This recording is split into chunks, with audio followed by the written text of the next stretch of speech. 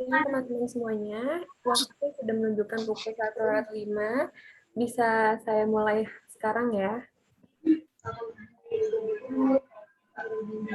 Sebelumnya yang belum menonaktifkan mic, dimohon dinonaktifkan terlebih dahulu ya.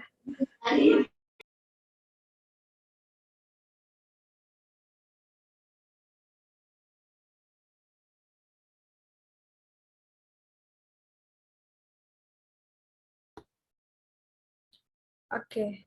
Bismillahirrahmanirrahim. Assalamualaikum warahmatullahi wabarakatuh. Waalaikumsalam warahmatullahi wabarakatuh. Selamat bergabung untuk teman-teman semuanya. Selamat datang di webinar hari ini. Terima kasih untuk Bapak Ibu dosen atas waktunya. Terima kasih juga teman-teman sudah meluangkan waktunya untuk hadir di webinar hari ini. Karena webinar hari ini kita akan membahas tentang perubahan urban dari pandangan dan kumpulan ingatan warga kota. Saya Nurul Hasanah, mahasiswi semester 4 Sastra Inggris, Universitas Islam 45 Bekasi. Dan saya akan memperkenalkan pemateri kita hari ini, yaitu Kak Sumi. Beliau adalah alumni Sastra Inggris juga dari Universitas Islam 45 Bekasi. Hai Kak Sumi, selamat siang. Hai Nurul, dan hai semuanya. Pada makan belum nih? Udah Kak, Alhamdulillah udah kenyang. Jangan sampai lapar ya. Karena lumayan panjang nih kita hari ini. Semoga teman-teman tetap stay, berpartisipasi sampai akhir.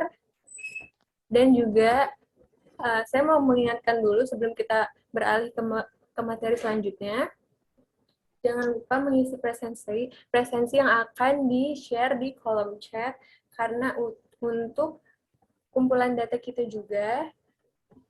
Oke, sepertinya sudah banyak yang bergabung nih Kak. Bisa kita mulai sekarang untuk penyampaian materinya. Okay, so good afternoon everybody. Assalamualaikum warahmatullahi wabarakatuh. Waalaikumsalam. Warahmatullahi wabarakatuh. Oke, so first of all, ya saya akan berterima kasih kepada moderator yang telah memberikan saya kesempatan untuk berbagi ya mengenai penelitian saya 4 tahun yang lalu, tahun 2017. Oke, dan kedua ini saya melihat beberapa teman saya. I miss you so much. My goodness. And then, the lecturers, Mr. Rido apa kabar? Miss Novita, apa kabar? Ya, it's like a reunion. Kayak reuni. Oke, dan yang lainnya coba saya lihat lagi. Oh, udah dosen Miss Novita, Mr. Rido. Oke, nah let's get started ya. I'm going to show you my PowerPoint about my research 4 years ago. Okay, this one.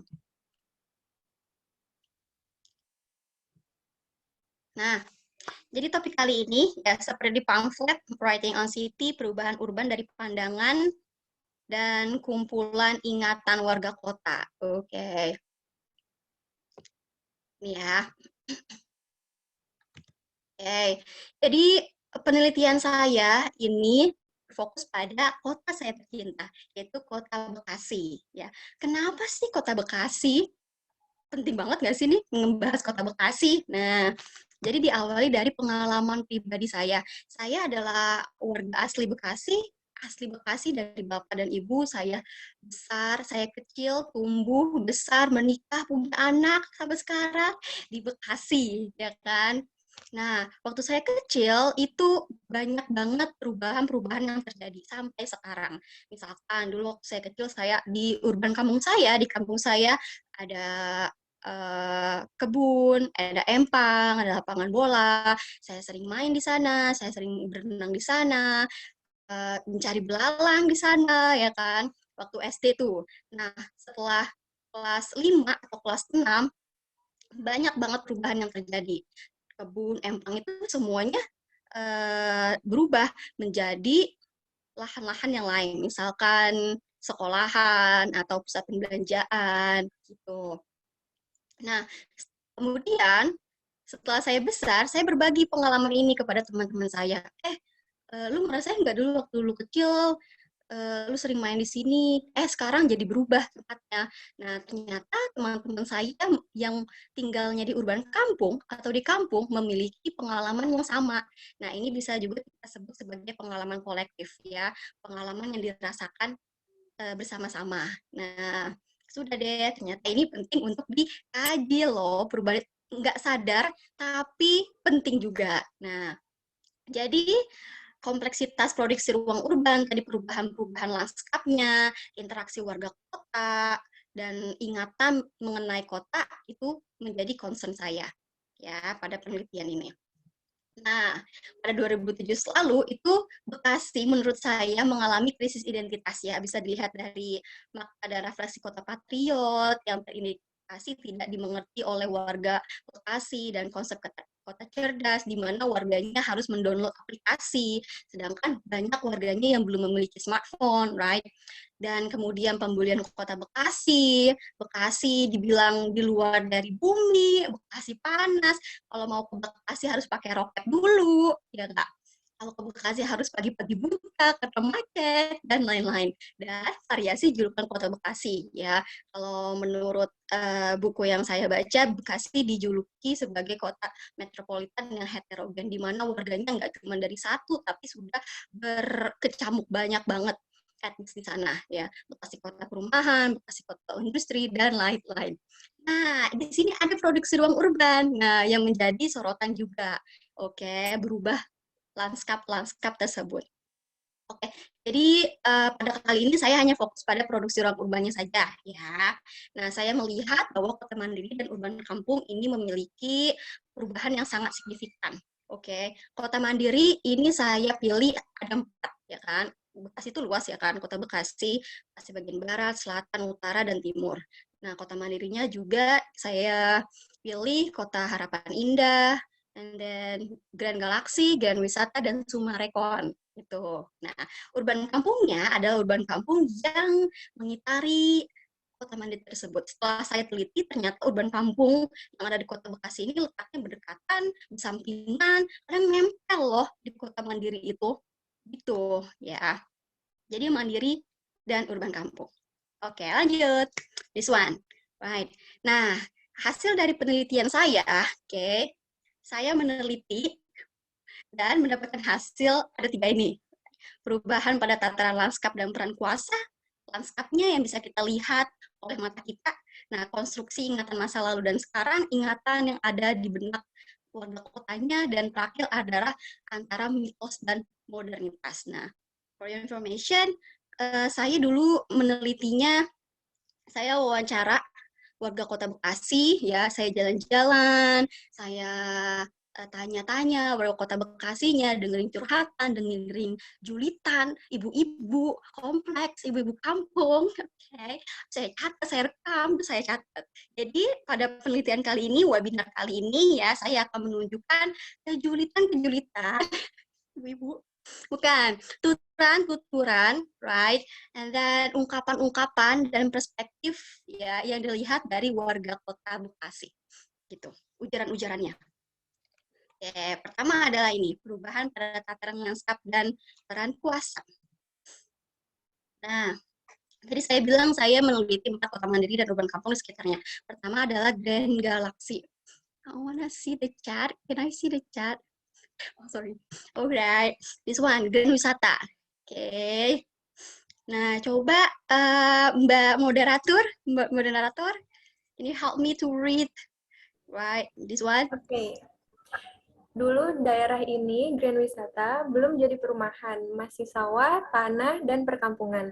Orang-orangnya masih asli Bekasi, dulu juga masih sepi, masih tenang, belum seramai ini, bising. Pas jadi perumahannya tahun 2000-an oleh Sinarmas, terus baru mulai ramai daerah ini sama pendatang, begitu kata Pak Ridwan. Makasih, Mbak Nurul. Nah, jadi dari ungkapan ini saya teliti, saya bahas. Ya, saya olah. Apa sih maksudnya? Nah, ternyata kita dapat satu poin. The first one is this. Perubahan ruang publik menjadi private. Dulu masih sawah, masih ladang, kan perkampungan, orang bebas masuk ke sana, ya nggak ada aturan. Dan sekarang menjadi ruang private place, banyak aturan. Kalau misalkan ke sana, kalian lihat banyak CCTV, ya dipantau. Mau ngapain ke gedung wisata nih? Oke. Dan yang kedua ada ini, produksi ruang yang baru dipengaruhi peran kuasa. Tentu saja ya, di sini, in this case, peran kuasanya itu adalah pengembang si Grand Wisata. Yang ketiga, ini aktivitas warga yang dulu hilang. Sawahnya hilang, otomatis nggak ada lagi yang bertani di situ. Kebunnya hilang, otomatis nggak ada lagi yang nangon di sono. Orang Bekasi. Gitu. Aktivitas dulu bertani, ngangon. Nah, itu semuanya hilang diganti menjadi aktivitas perbelanjaan dan perniagaan. Begitu ya. Yang terakhir adalah ini, perubahan warga yang mendiami daerah tersebut. Dulu mayoritas adalah orang Bekasi asli, orang Betawi, dan sekarang sudah bercampur Jawa, Sunda, ya nggak, Betawinya kemana? Kita minggir aja deh. Ya, nah menurut interview saya, hasil interview saya kepada Wakil Wali Kota Bekasi, Bapak Ahmad Syaihu pada tahun 2017 itu memang jelas. Jadi yang menempati Kota Bekasi paling banyak adalah etnis Jawa, yang kedua Sunda, malah yang Betawinya, yang warga asli Bekasinya sedikit gitu. Oke. Nah, yang kedua ini, saya menjelajah ke Sumarekon. Ada apa sih di Sumarekon? Dulunya gimana sih lanskapnya? Oke. Nah, jadi dulu ini ya, si Sumarekon terkenal banget sama yang namanya kolom pencapir. Apa sih kolom pencapir itu? Itu adalah sebutan bagi warga yang tinggal di daerah pertanian. Dulu ini pusat pertanian Kota Bekasi loh, daerah Sumarekon ini, kan. Nah, orang-orang banyak banget yang datang ke sana mencari bibit tani yang unggul, bibit padi yang unggul. Nah, dan ada aktivitas utama di sana, aktivitas kunjungan oleh warga sekitar Sumarekon yang disebut sebagai ngelajo atau mencari padi ke daerah pencapir. Nah, gimana sekarang? Pernah dengar nggak kolom-kolom pencapir? Ada yang pernah dengar nggak di sini sekarang nih? Ceritain tentang kolom pencapir. Mayoritas nggak kedengeran kan kolom pencapirnya di mana? Nggak tahu apa sih kolom pencapir gitu. Jadi perubahan lanskap ruang oleh pengembang juga menghilangkan kebiasaan sehari-hari warga. Jadi sama polanya yang saya temui di Grand Wisata itu. Kebiasaan sehari-hari hilang. Nggak ada lagi aktivitas ngelajo, nggak ada lagi aktivitas nyari-nyari bibit yang unggul yang mana di Terawang, dipegang, oke ini unggul, saya beli ya. Nah, sekarang jadi aktivitasnya sama tadi polanya ya, ke Sumarekon, ke mallnya, jalan-jalan, jajan-jajan, selfie-selfie, di ikonnya tuh. Nah, yang kedua ini, simbol urbannya juga berubah. Dulu simbolnya itu kolom pencapir, sekarang simbolnya Mall Sumarekon dan si segitiga terbalik. Oke, itu di Sumarekon dan di Grand Wisata. Nah, sekarang mengenai interaksi warganya, gimana sih? Nah, saya menemukan di sini adanya ini, what is this? Ini portal sama pagar pembatas. Oke. Nah, jadi bukan cuma untuk membatasi wilayah. Yang saya lihat di sini juga pemisahan kelas sosial. Ya. Nah, pemisahan kelas sosial ini antara kota mandiri atau warga kota mandiri dan warga urban kampung juga berpengaruh pada hubungan warga. Hubungannya juga nggak kelihatan tuh karena dibatasi oleh si portal sama si dinding pembatas itu. Ya, pemisahan kelas sosial ini. Oke, next. Right, this one. Masih dalam tataran lanskap dan peran kuasa, ini juga masih dalam interaksi ya. Dan Pak Suwardi Yahya ini adalah seorang satpam di salah satu kompleks perumahan dan wisata. Saya menginterview dia. Jelas-jelas kalau satpam 24 jam dia standby di sana melihat aktivitas warganya. Ada CCTV kan? Coba Nurul Hasanah, moderator, can you help me to read this again? Oke, siap. Orang-orang yang tinggal di sini, di perumahan, memang jarang keluar rumah. Mereka keluar dari rumah mereka dan bertemu dengan tetangga lainnya kalau ada arisan. Itu juga arisan bulanan, kalau nggak ada acara, ya di dalam rumah terus. Nggak mau bersosialisasi sama yang lain, sama tetangganya juga. Beda sama orang yang tinggal di kampung Seperti itu, Kak Sumi. Kata Pak Suwardi Yahya. Ya, makasih Bu Moderator.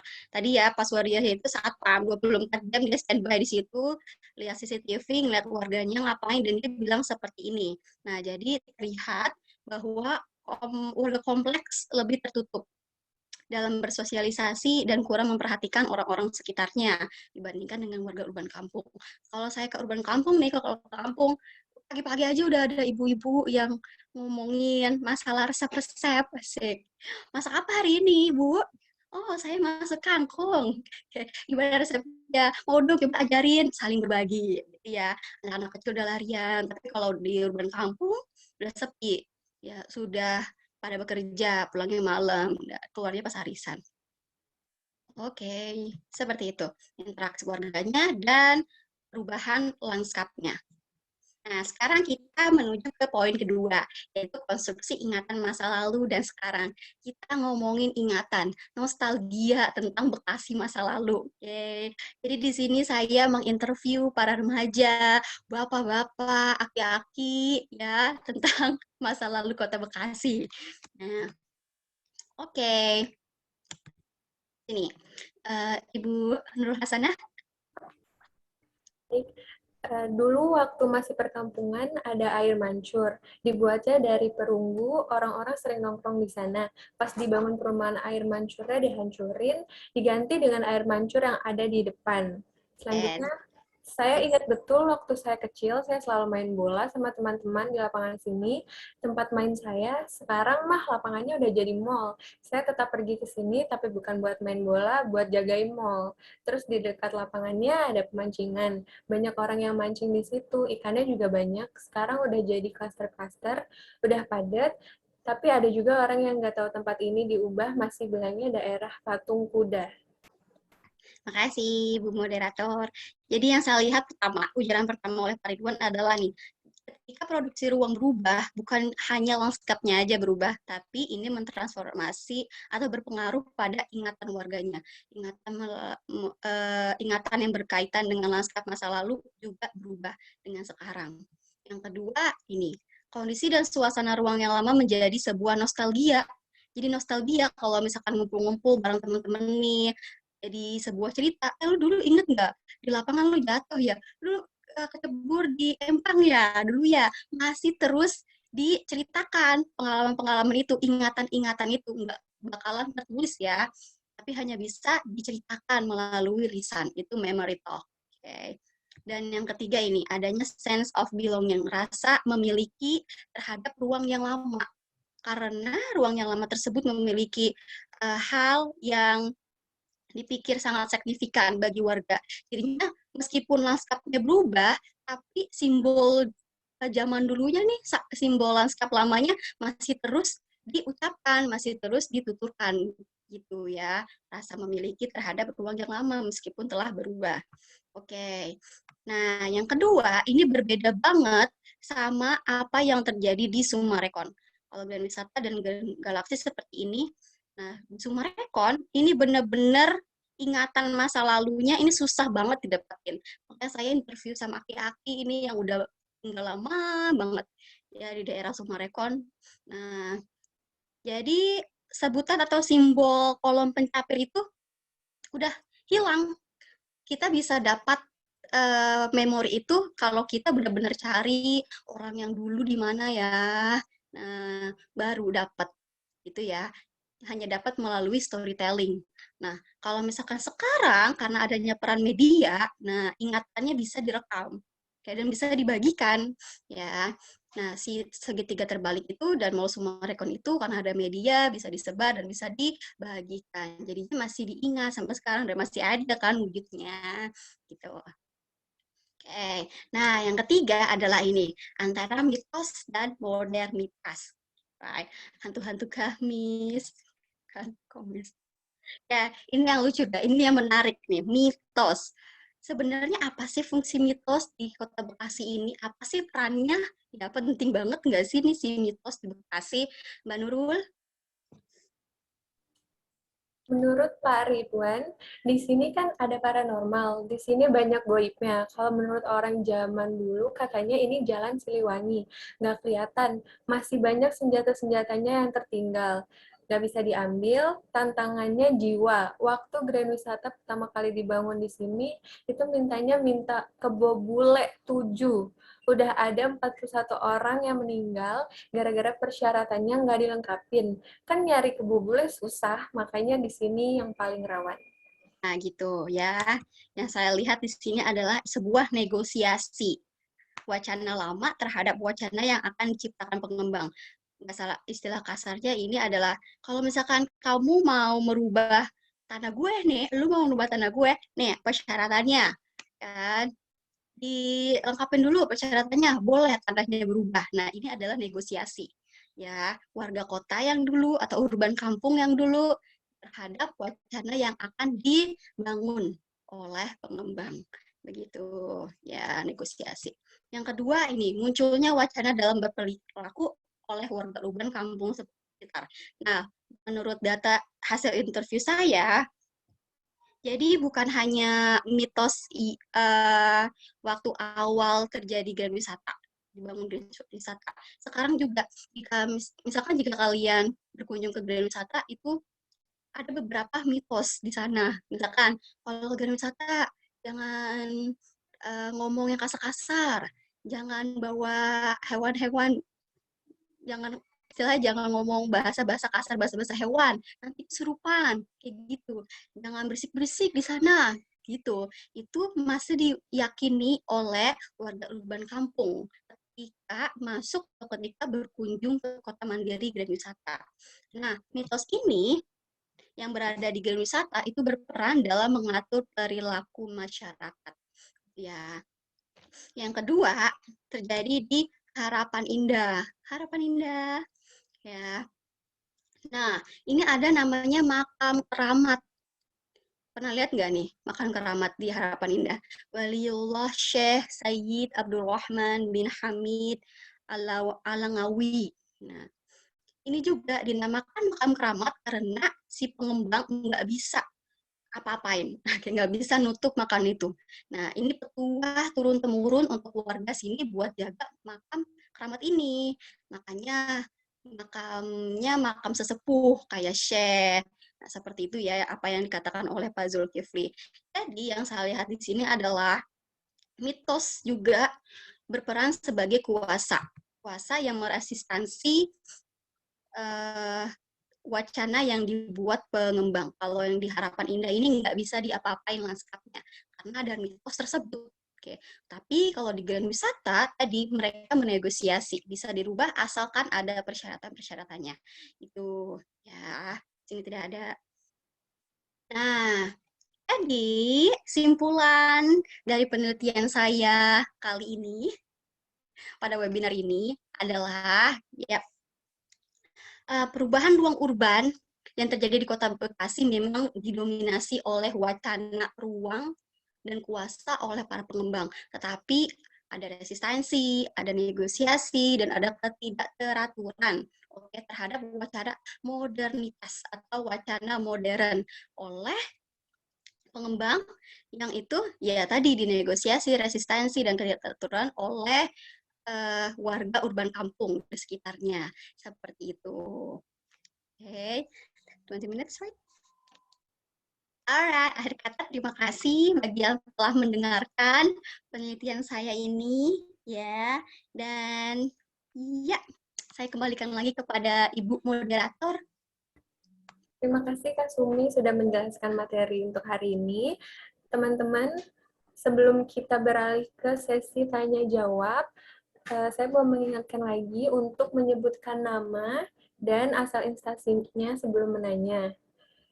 Kalau teman-teman malu untuk bertanya, bisa nanyanya lewat kolom chat. Ya Kak Sumi, bisa ya. Ini kebetulan sudah ada satu pertanyaan. Bisa banget di chat. Kan bisa kelihatan. Ray Fansyah, Iya. everyone. Tolong dibacakan pertanyaannya apa ya? Pertanyaannya yaitu, apa mitos yang dulu-dulu ini masih berlaku sampai sekarang? Oke, terima kasih Revansya karena telah bertanya. Oke, orang pertama yang bertanya. Jadi mitos yang dulu ini masih berlaku nggak sih sampai sekarang? Masih banget. Kalau ke Grand Wisata itu masih berlaku ya. Nggak boleh ini, nggak boleh itu mitosnya.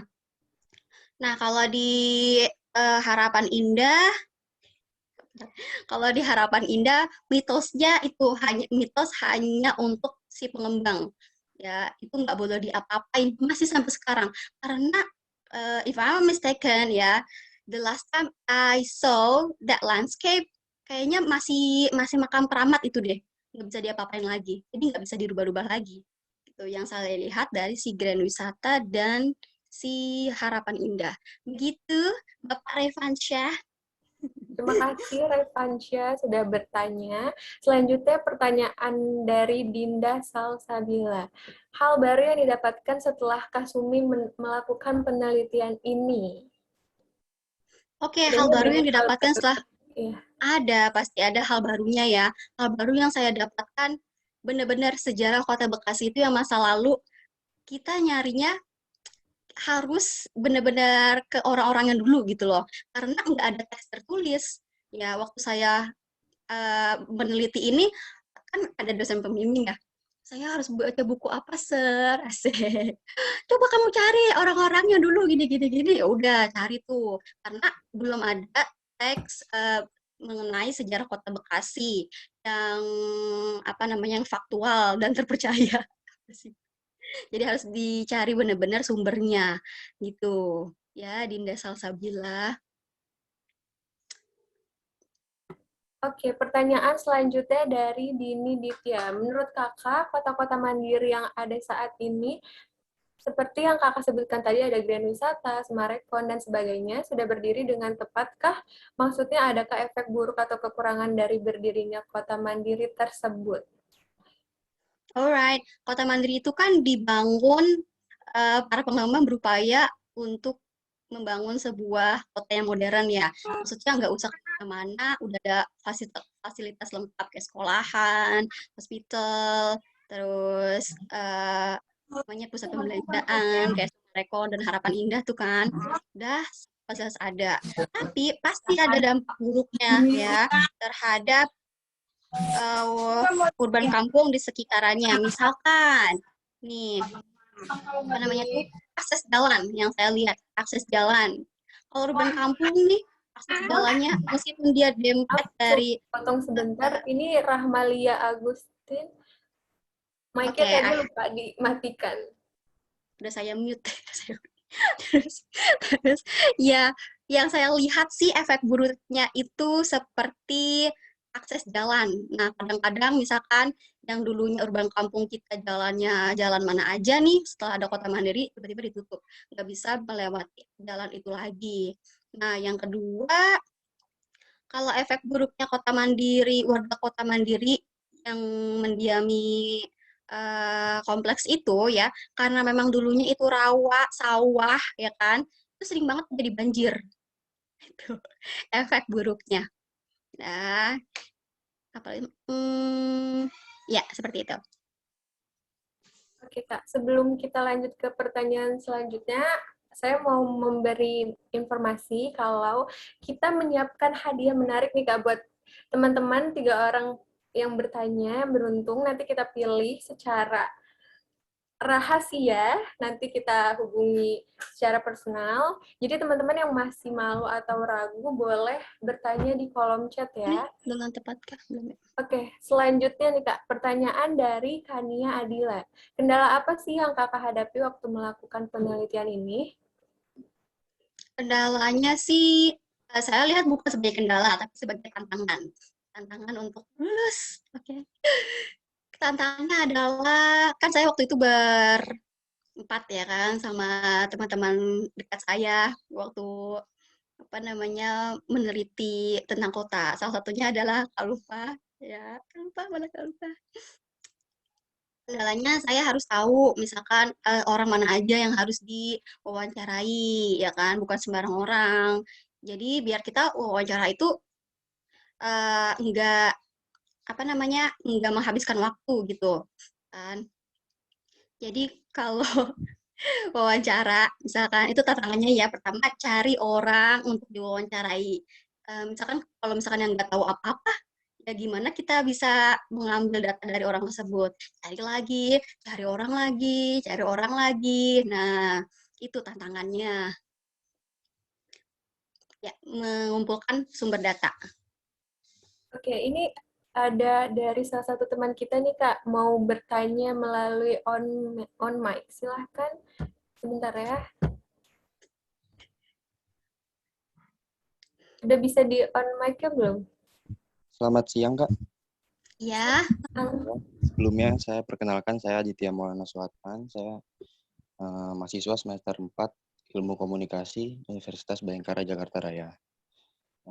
Sebelumnya terima kasih untuk moderator dan pemateri. Saya ingin bertanya, kalau dilihat dari penelitian yang Kakak udah sampaikan, itu kan kurang lebih membahas tentang urban kota ya, Kak. mm-mm. Yang jadi pertanyaan untuk saya sih, kan kalau untuk urban kota ini kan yang berhubungan pasti tentang generasi milenial kan, Kak. Hmm? Apalagi generasi milenial kan pengennya harus ada mall lah, harus ada ruang taman untuk sekedar refreshing atau apa. Nah, uh, kalau secara logika kan dengan banyaknya mall dan ruang-ruang fasilitas umum, otomatis ruang terbuka hijaunya kan agak bersempit gitu, kan maksudnya ruang terbuka hijau sempit gitu. Nah, kalau apa sih yang solusi yang Kakak bisa berikan gitu terkait kalau cara menyeimbangkan gimana strategi ruang terbuka hijau dengan strategi ruang urban kota gitu. Oke, Gimana? wow, pertanyaan yang sangat cerdas sekali. Terima kasih Aditya Terima kasih, Kak. Maulana. Oke, jadi saya juga mewawancarai wakil wali kota Bekasi kan pada saat itu Ahmad Syaihu. Nah, jadi menurut dia ini ya berdirinya kota mandiri ini bukan untuk merugikan urban kota, warga urban kampung maksud saya ya, tapi juga harus membantu warga urban kampung. Salah satunya adalah yang tadi akses jalan dan salah satunya lagi adalah harus tertatanya ruang hijau tadi. Makanya konsep kota mandiri itu harusnya melihat juga tentang ruang keterbukaan hijau, ruang hijau ya. Kalau kita bilang ya, itu yang dilihat dari Bapak Wakil Wali Kota Bekasi. Nah, sebenarnya kalau di Bekasi sih udah terlihat terlihat, tapi nggak banyak ruang terbuka hijau gitu ya, kayak misalkan di alun-alun, atau misalkan di urban kota mandirinya tersebut juga udah ada yang kelihatan apa namanya ruang terbuka hijaunya, tapi nggak banyak. Nah, sebaiknya juga kalau misalkan mau membuat ruang terbuka hijau juga dilihat juga kan dari lanskapnya, terus dari letak urban kampung dan kota mandirinya juga gitu. Jadi harus disosialisasikan lagi ya atau di apa namanya di rencananya harus diomongin lagi nah bahasanya ke pemerintah juga, ke kota mandiri juga gitu dan ke warga sekitar juga. Mm-mm. Tapi kalau di Kota Bekasi yang paling banyak diakses ruang hijau itu ya itu tadi ya alun-alun Bekasi. Kalau Grand Wisata sih enggak dia enggak. Ya sawahnya aja sudah hilang. Ya. Uh-uh. Oke, Ya, Aditya. selanjutnya ada lagi yang ingin bertanya? Atau mungkin sambil disiapkan dulu pertanyaannya, saya mau mengingatkan kalau kita sudah mempersiapkan template untuk kemudian di-share nanti di Instastory, nanti jangan lupa tag Kak Sumi juga, terus tag ke saya. Ya. Nanti ada pemenang juga Kak buat Instastory yang beruntung nih, yang kreatif. Nanti kita pilih-pilih lagi nih yang kreatif. Yang kreatif. Selanjutnya ada yang mau bertanya?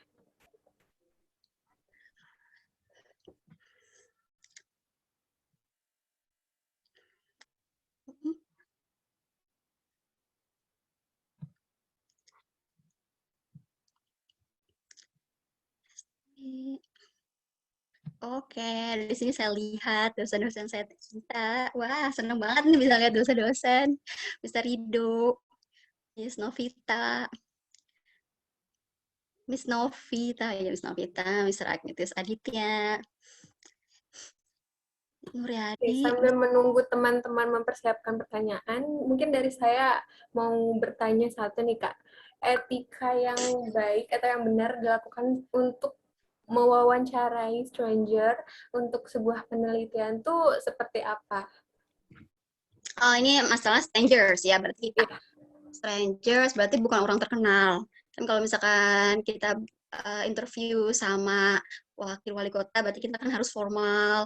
Ya, tata bahasanya teratur dan pertanyaan-pertanyaan juga harus berkaitan dengan kota, ya enggak sih? Itu untuk orang yang formal. Kalau misalnya strangers, kalau misalkan di jalan mau wawancara dia nih, kayaknya dia tahu deh tentang sejarah kota Bekasi, terus tentang dia ada memori tentang masa lalu dan sekarang ya masih muda misalkan ya. Pertama ya emang harus greeting ya kan. Selamat siang Pak, selamat siang Bang, kayak Assalamualaikum. Saya mau wawancara nih, ya ngomong-ngomong lah tentang kota Bekasi gitu, dulunya kayak gimana sih? Nih. Jadi kalau misalkan tentang stranger, nggak usah harus bahasa yang formal, biasa aja, dan basa-basi dulu, basa-basi dulu, supaya cair. Nah, supaya nanti interviewnya enak aja gitu, kayak ngobrol sama temen gitu kan. Nah, jadi kita jangan cuma nanya-nanya juga, kita juga harus apa namanya kasih pengalaman kita juga tentang kota Bekasi. Iya, dulu juga saya begini-begini loh bang, gitu. Sambil ngopi, alright, sambil nyenek, bayarin kopinya. Etikanya kayak gitu sih, Miss. Si Bu. Itu ya, jadi setiap orang beda sih. Kalau misalkan stranger yang enggak, bukan orang terkenal, biasa aja, seperti itu. Tapi kalau misalkan orang yang tadi bukan strangers, yang kita kenal dia adalah orang yang punya kuasa, harus formal, harus tutur bahasa kita juga diperhatikan. Seperti itu, Nurul Hasanah. Ada lagi tuh yang mau nanya tuh, apakah warga di Grand Wisata from Raifansyah, Bun Brother? Bacakan, please. Nih, Oke Kak, bisa dijawab pertanyaan selanjutnya dari Revian Syah. iya, Raifansyah. Apakah warga asli di Grand Wisata ini masih ada sejak pembangunan? Masih ada. Ya, masih ada. Jadi, nah ini lucu juga nih. Saya sempat keder nih Grand Wisata. Kita undangnya Grand Wisata ya. Cuman warga urban kampung, mereka bilangnya bukan Grand Wisata. Legenda.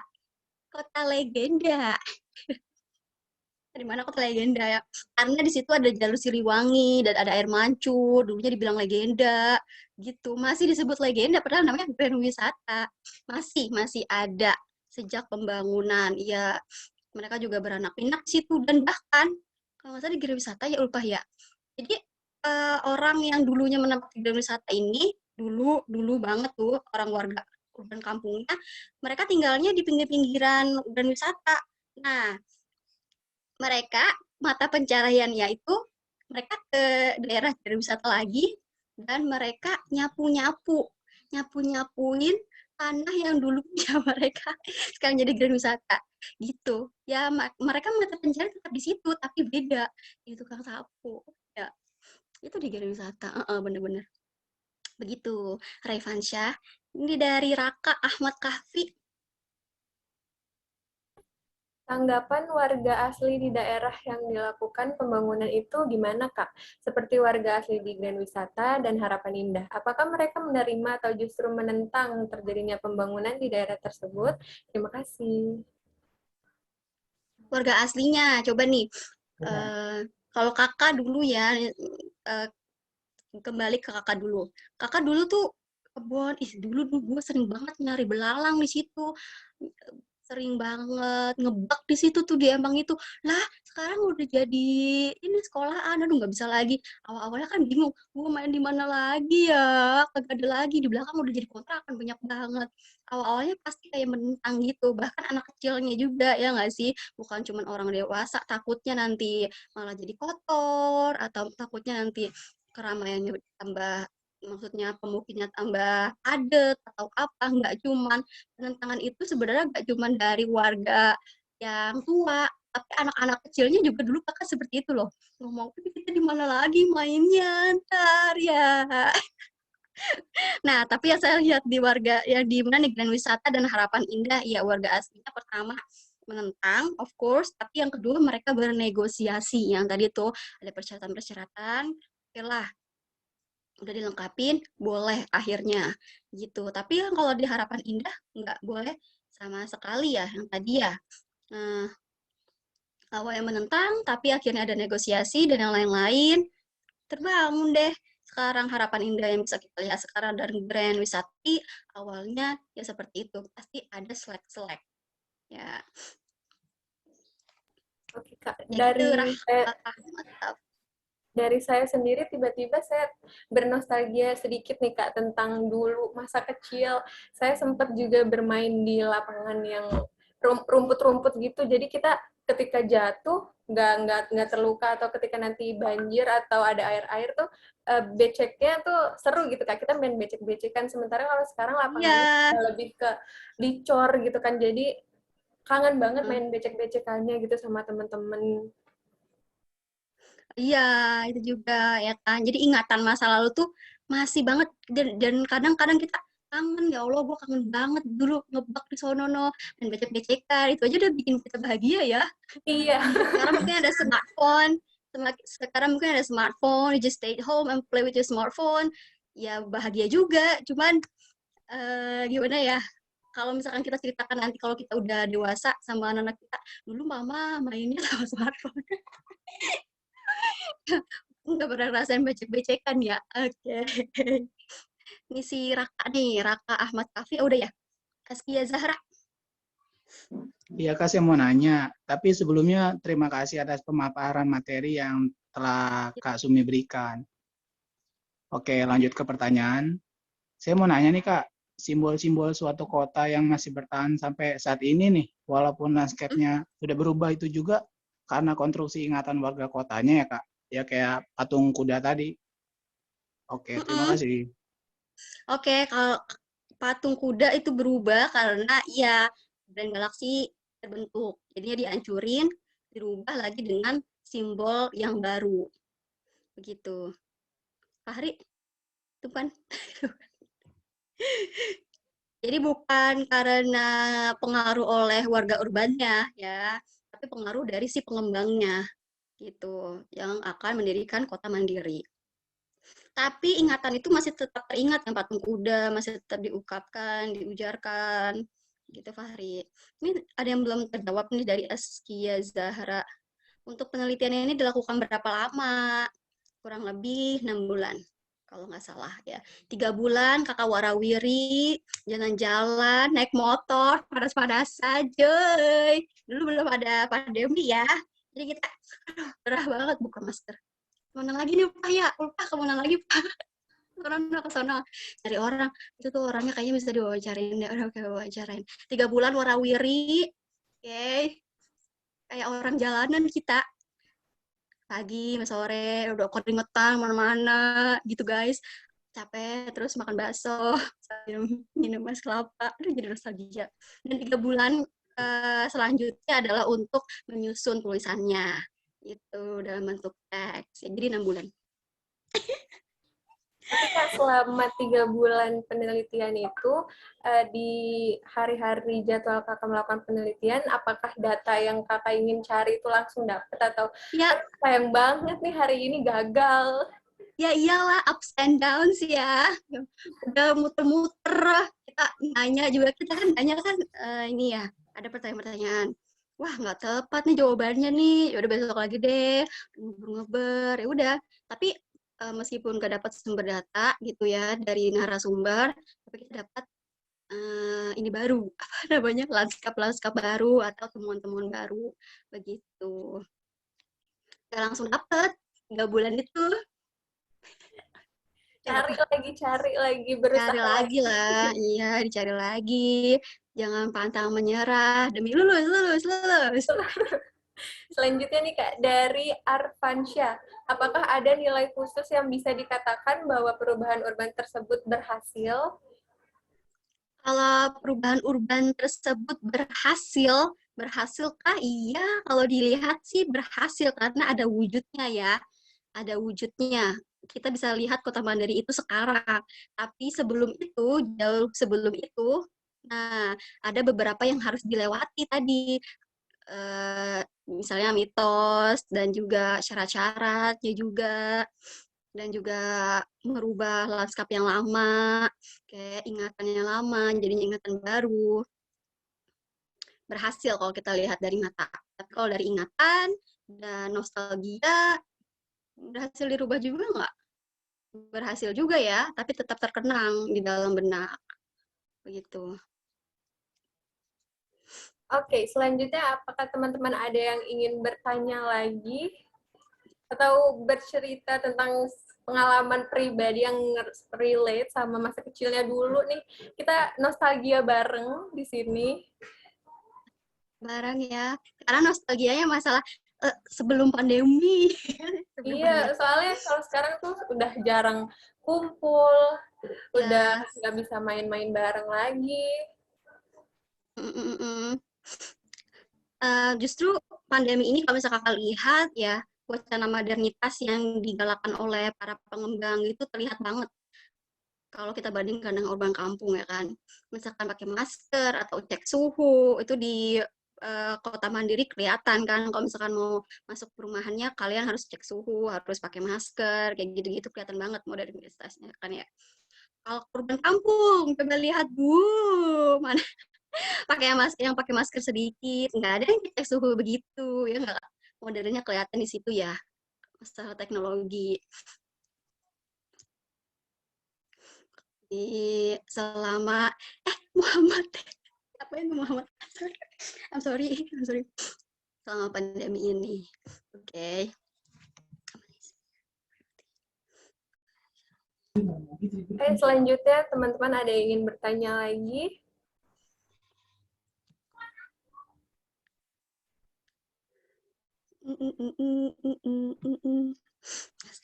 Oke, kalau masih menunggu untuk mempersiapkan pertanyaan, saya mau mengingatkan lagi untuk mengisi presensi hadir, jangan lupa diisi dan jangan lupa membagikan momen. Nanti teman-teman dari sekarang bisa dipersiapkan dandan dulu Kak. Mungkin teman-teman mau dandan dulu, nanti soalnya kita ada dokumentasi. Oh, oke, finally. Iya, nih apalagi yang Jadi cewek nih harus ya, dandan nanti dulu, videonya Kak.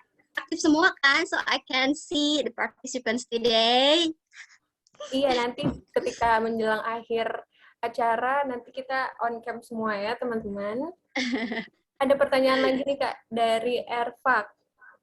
Kalau nostalgia ada sih perubahan era di dalam Gor Patriot, banyak yang berubah sebelum pembangunan Stadion Patriot yang baru. Kangen setiap minggu pagi pergi bersama keluarga ke pasar minggu. Iya kan, jadi nggak cuma lanskap yang berubah tuh, ke pasar minggu aja dikangenin loh. Pasar minggu, kamu jajan apa di sana? Aktivitasnya juga ya kan berubah. Sekarang totally different, kamu di sana cuma nonton ya. Kalau misalkan kamu pemain bola ya kamu main bola di sana, kan nonton, terus bisa juga sih olahraga. Sekarang ditutup, ya nggak?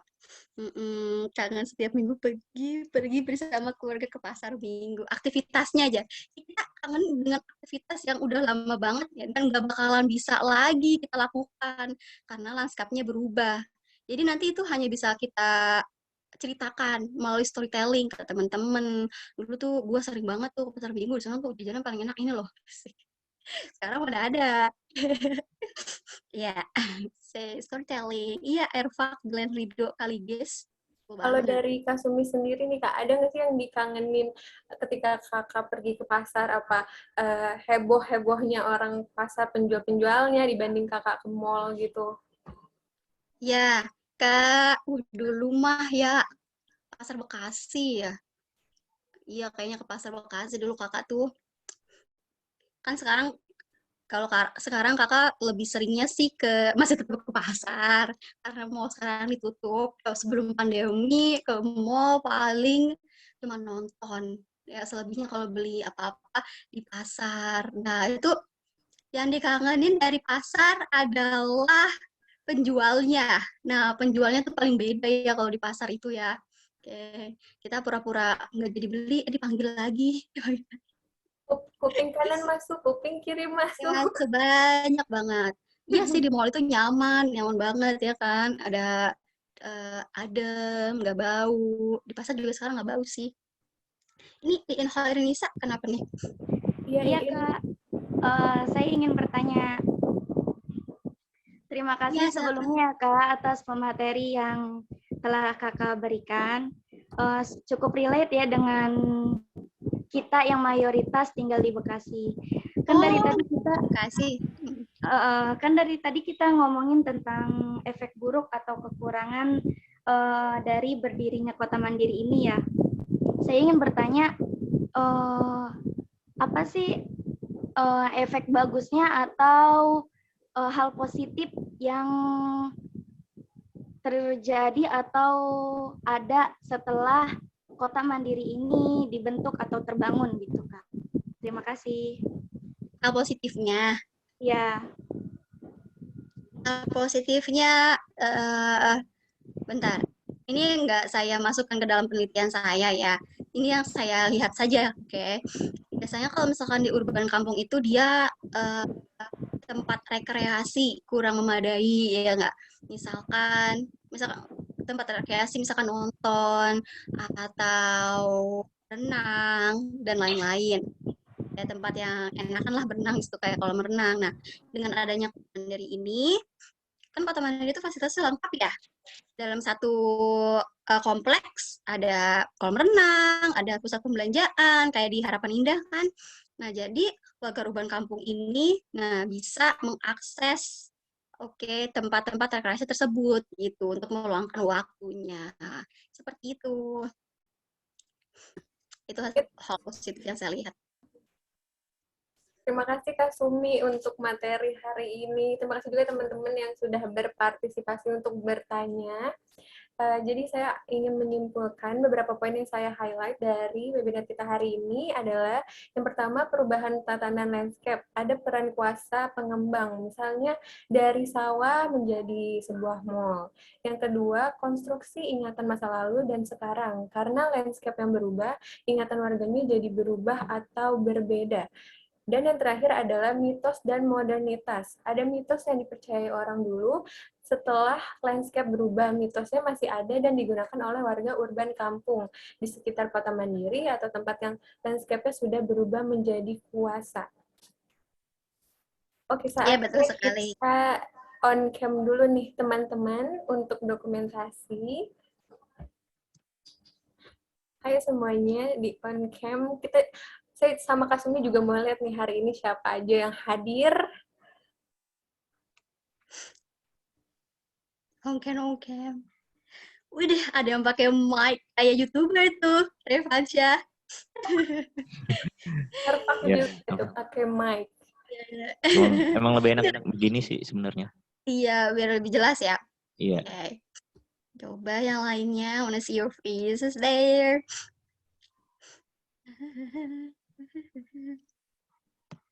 Dan on the camera, please. Ayo yang lain yang belum on camera. Pak, kameranya on, Pak. Mau lihat, Pak. Sekarang gimana? Oke, ini by the way, I have my bestie here. Bestie sih. Nah, ini dulu kakak, ya muter-muternya nih, ngojek-ngojeknya. Naik motornya nih sama Kak Ulfa ini nih. Kak Ulfa nanti ya pembicara minggu depan. Iya. Jadi kita sama tentang kota, tapi aspeknya beda gitu nih sama Ulfa. Oke, teman-teman yang belum on camera, kita masih menunggu. Menunggumu di sini. Oke. Oke, sepertinya saya akan mulai dokumentasi. Semuanya senyum dulu dong. Mana nih? Cantik-cantik dan ganteng-ganteng banget nih Kak teman-teman kita hari ini. Iya, ya ampun. Kok sekarang anak-anak sastra gitu ganteng-ganteng dan cantik-cantik ya? Ini ternyata juga banyak loh Kak dari kampus lain.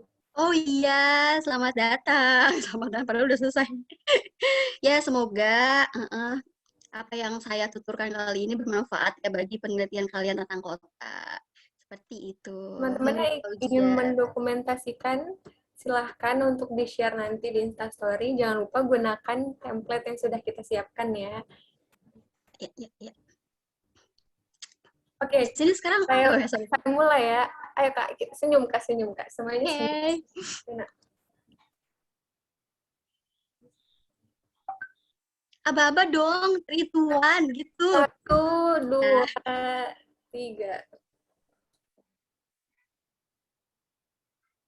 Oke, lagi. Ganti gaya. Oh, kamu streamer. Streamer itu dari Malaysia. You are a streamer. Lagi ya teman-teman, sekali lagi.